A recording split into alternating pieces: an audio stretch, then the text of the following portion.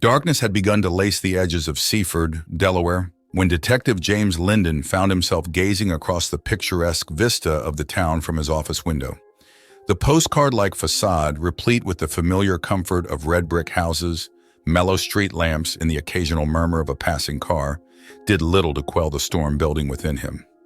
"Another case, James," he muttered to himself, thumbing through the papers in the worn-out folder before him. His voice was a velvet baritone, hardened by years of service, weathered by the tales he'd heard and the ones he'd yet to hear. Just another case.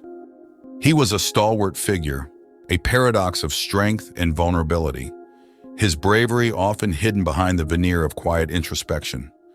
His past was painted in vivid hues of trauma, the fear of heights a constant specter that cloaked him. But tonight, he felt a different kind of dread. The file on his desk held an anonymous tip about a local hospital implicated in weapon dealing. Shaking his head, he dialed a familiar number, the phone ringing twice before being picked up. "It's me, Lily. Got something strange." Lily, his confidant in the dispatcher's reassuring voice, crackled through the speaker. "Go on, James." He relayed the details, feeling the weight of the situation settle around him like a shroud. As he spoke, his eyes fell on a picture frame, capturing a moment of joy in an otherwise somber life. His family. His words faltered, his motivation surging. This wasn't just another case.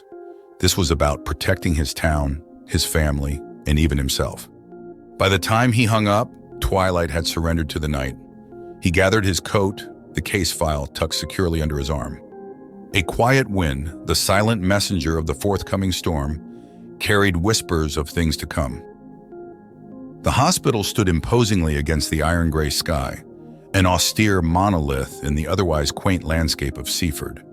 James, walking in its shadow, couldn't shake the feeling that the building had a sentience of its own, its stony silence throbbing with secrets. As he neared the entrance, he paused, a sudden gust of wind making him glance upward. The edifice soared high above, its top floors cloaked in swirling fog, sending a shiver of unease down his spine as he remembered his fear of heights. Yet, he reminded himself, fear was a choice, and he chose to face it. The safety of Seaford and his loved ones were more significant than his acrophobia. The hospital's interior was a stark contrast to its stern exterior, a labyrinth of sterile, harshly lit corridors. The gentle hum of electrical appliances, the occasional rustle of crisp white coats, and the low murmur of hushed conversations filled the air.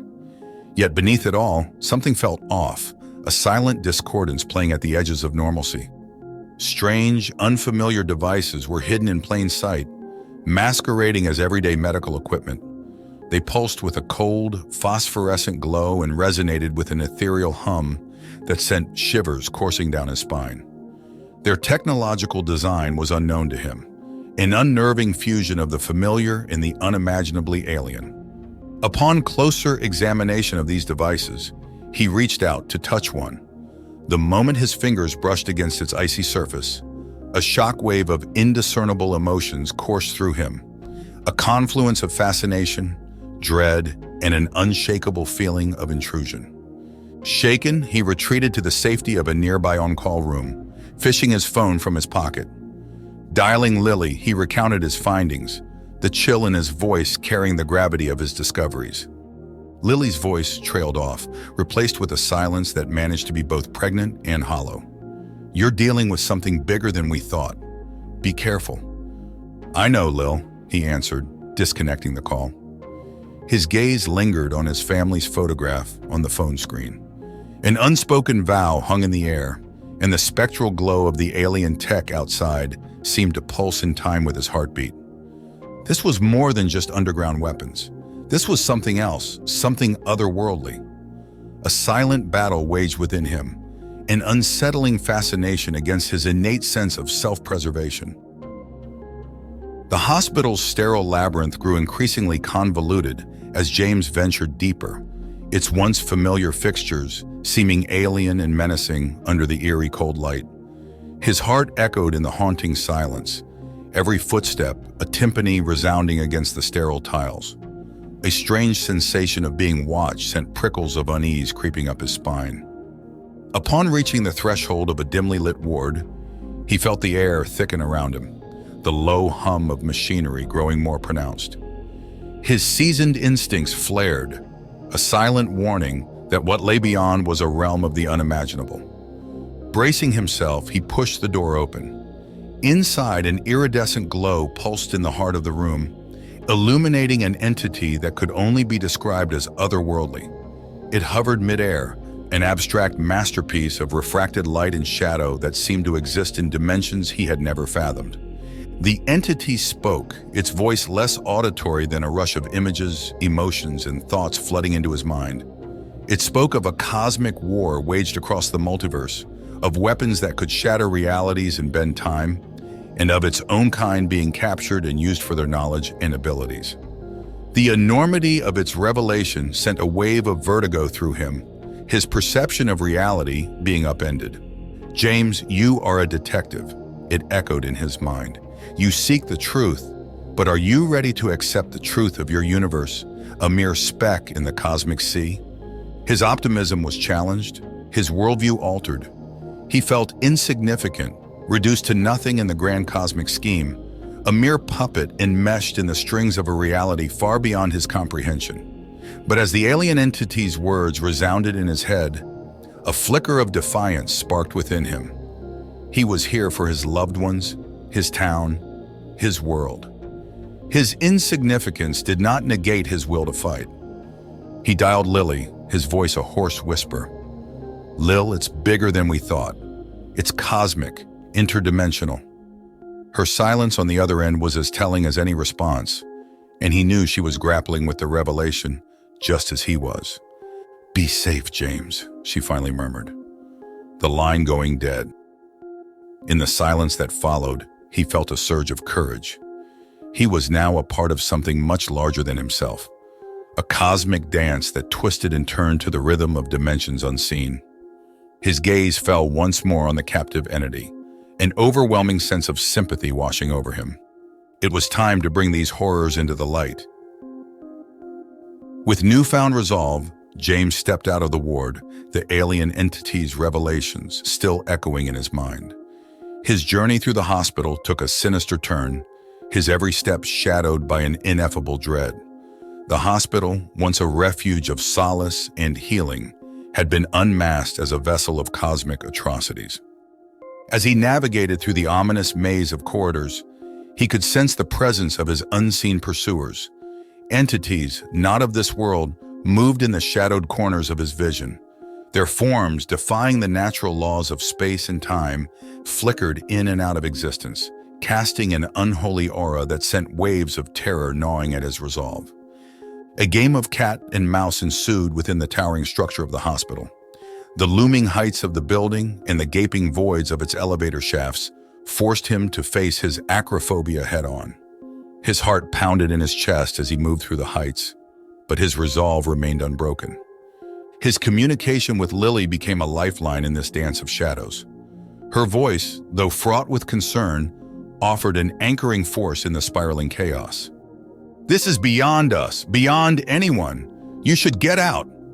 "Lil," he replied, his voice strained but steady, "I can't walk away. Not when our world is at stake." The words, though spoken quietly, resonated with an unspoken promise. He was here to protect his loved ones, his world. He wouldn't back down. Yet even as he voiced his resolution, he could feel the spectral forces growing stronger, their relentless pursuit becoming increasingly aggressive. As he moved deeper into the hospital, into the very heart of the abyss, he knew his escape was unlikely. The real question, however, was not whether he would escape. It was whether he could shine a light onto the hideous truth that lurked in the hospital's heart before it was too late.